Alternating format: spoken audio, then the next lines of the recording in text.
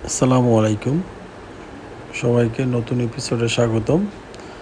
আজ আমরা দেখতে চলেছি যশোরের চাষড়া মোড়ে অবস্থিত শিব মন্দির।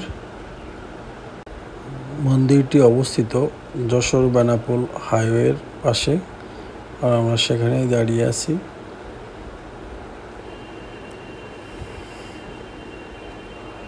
মন্দিরটি 1696 খ্রিস্টাব্দে শ্রী মনোহর রায় নির্মাণ করেন। তো চলেন আমরা এখন ভেতরে প্রবেশ করি, মন্দিরটা দেখতে থাকি। প্রথমে গেটে প্রবেশ করার পরেই মন্দিরটি খুব সুন্দর দেখায়, আর ঠিক তার ওই বাম পাশে ফলকে বিস্তারিত বর্ণনা করা আছে। মন্দিরের যাবতীয় ইতিহাস এখানে তুলে ধরা হয়েছে। মন্দিরটি যে আকৃতিতে তৈরি তার একটা নকশাও এখানে রয়েছে। তো চলেন আমরা একটু ধীর গতিতে আগাই এবং মন্দিরটি দেখতে যাই।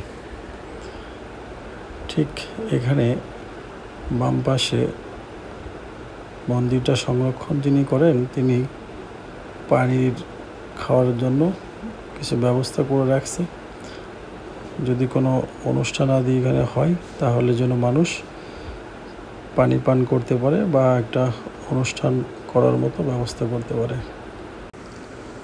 প্রায় 450 বছরের পুরাতন চাষড়া শিব মন্দিরটি প্রাচীন বাংলার কুঁড়েঘরের আদলে চারচলা রীতিতে নির্মিত একটি আটচলা ধরনের মন্দির। আটচলা মন্দির স্থাপত্য বাংলা মন্দির স্থাপত্যকলার বিশেষ এক ধরনের রীতি, যেখানে বর্গাকার বা আয়তাকার গর্ভগৃহের চৌচালা ছাদের উপরে আরেকটি ছোট চৌচালা ছাদ নির্মাণ করা হয়। পূর্বমুখী মন্দিরটির পরিমাপ 9.5 মিটার এবং 8.13 মিটার। এই শিব মন্দিরটির সামনের দিকে 3টি খিলানযুক্ত প্রবেশদ্বার আছে এবং পুরো মন্দিরটি পোড়ামাটির ফলকে চমৎকারভাবে অলঙ্কৃত। মন্দিরের সামনের অংশ অতি সুন্দর কারুকার্যময়। ব্রিটিশ আমলে ধর্মীয় কাজে ব্যবহারের জন্য মন্দিরটি নির্মিত হয়েছিল।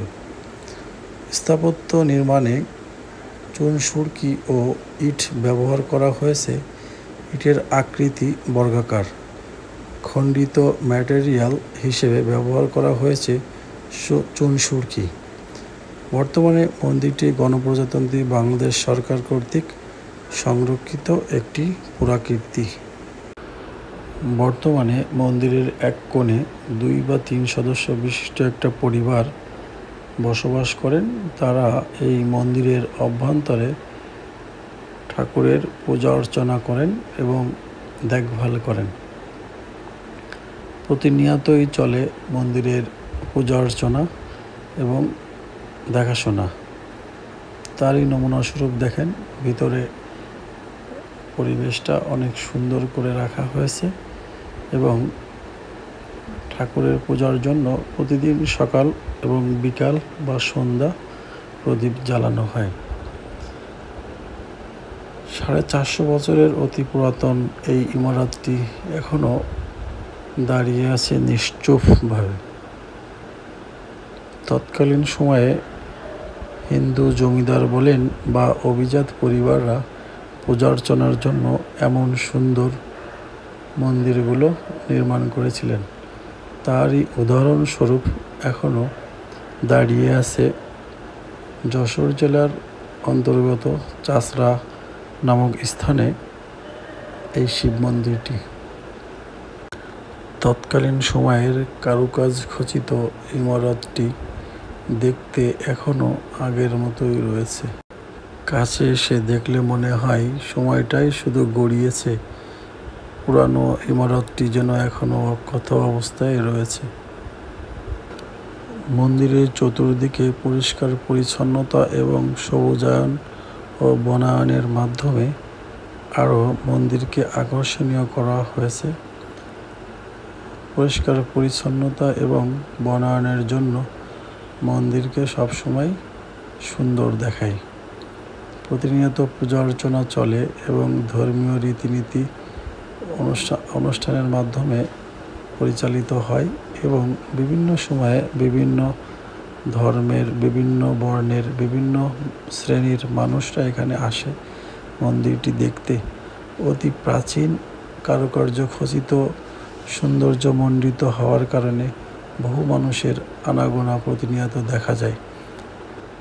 মন্দিরটি মহাসড়কের পাশে হওয়ায় এবং খুব কাছে হওয়ায় যে কোনো মানুষ রাস্তা থেকে নেমেই বা মহাসড়ক থেকে নেমেই মন্দিরটি দেখে আসতে পারে এবং মন্দিরটি দেখার জন্য কাউকে কোনো অর্থ বিনিময় করতে হয় না বিধায় যে কোনো মানুষ খুব সহজেই মহাসড়কের পাশ দিয়ে একটু হেঁটে মন্দিরটি দেখতে পারে। চুন সুরকির তৈরি এই ইমারতটি গত 450 বছরের বেশি সময় ধরে ঐতিহ্যের ধারক বাহক স্বরূপ দাঁড়িয়ে আছে অক্ষত অবস্থায় আর বহন করছে ধর্মের এক তীর্থ স্থান হিসেবে। আজ এ পর্যন্তই। সবাইকে ধন্যবাদ।